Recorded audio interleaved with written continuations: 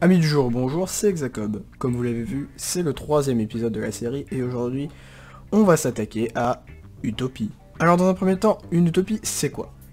Il y a différents sens, mais qui rejoignent tous que l'utopie consiste en un objectif et ou un idéal qui ne tient pas compte des limites qu'impose la réalité.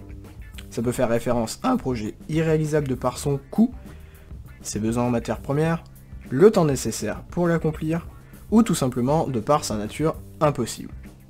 Si je vous dis que je veux avoir des super pouvoirs comme Superman ou encore être immortel, on peut ici parler d'une utopie.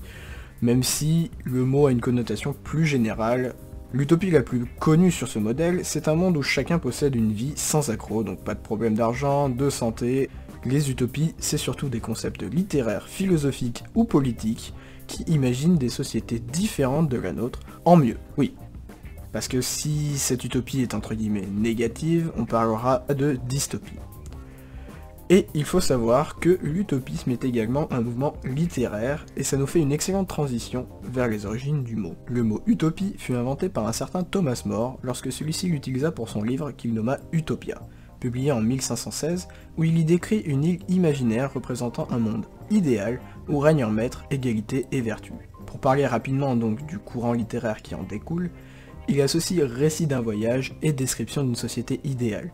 Ici on parle de l'ambition des écrivains, qui ont illustré et présenté des utopies, d'élargir le champ des possibles et leur exploration. La fiction devient un procédé pour prendre ses distances par rapport au réel, tout en le critiquant indirectement, et ce afin d'éviter la censure et ainsi éveiller les consciences. Cette précision étant faite, parlons donc du mot en lui-même. Comme vous l'avez remarqué, Thomas More utilise le terme utopia, qui est différent en partie de notre mot français utopie. Et bah, il n'y a pas de raison. On a viré le A et on a mis un E à la place parce que c'est mieux.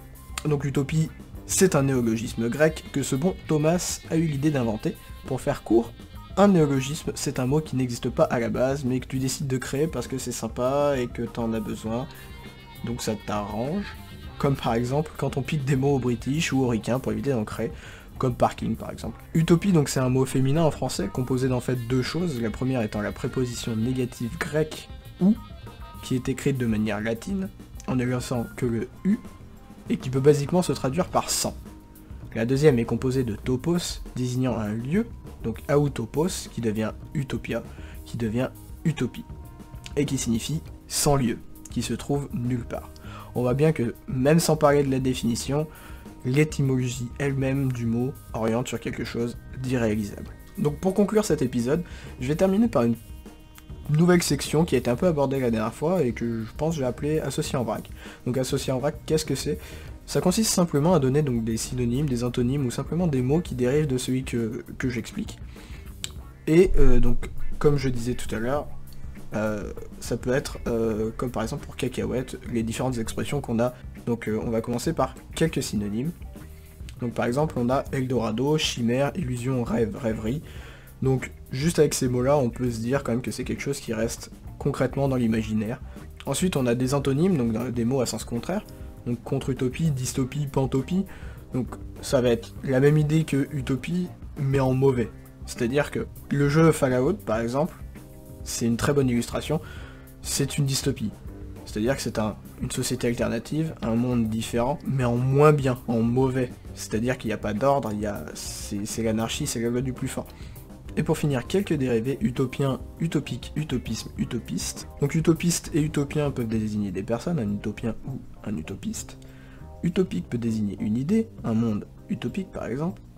Et l'utopisme, on peut caractériser ça comme la nature de l'ensemble. Voilà, l'épisode est à présent terminé, n'hésitez pas à aimer, partager et commenter. J'espère que ça vous plaît toujours autant. Sur ce, je vous dis à la prochaine, cut.